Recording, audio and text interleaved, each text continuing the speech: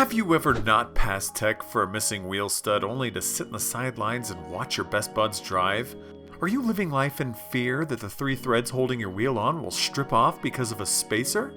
Boy, do we have the solution for you, the Gktech extended wheel stud. These Johnnies will arrive in said blister pack and are constructed from high tensile grade 10.9 steel.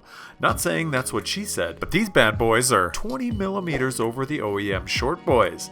Studly. These come in 3 sizes of knurl for your pleasure. That's 12.8 mil, 13 mil, and 14.3 mil.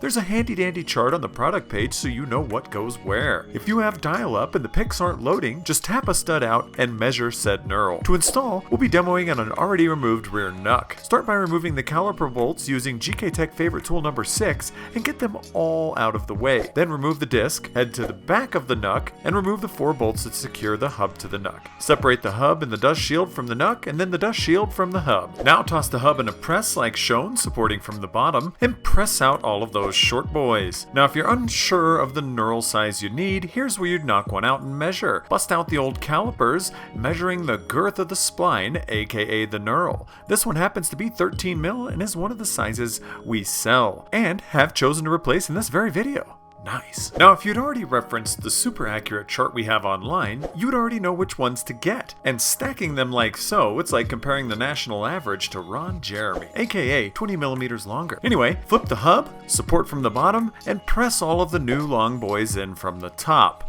Put the hub back in the dust shield, then put both of those back into the knuckle. Now thread the 4 hub bolts through the knuck into the hub and tighten them in this crisscross pattern. Once tight, torque in that same pattern to the specs shown on the screen. Pop the disc back onto the hub, admiring those long boys, then install the caliper and bolts, tightening, then torquing them to the specs shown right here on the screen.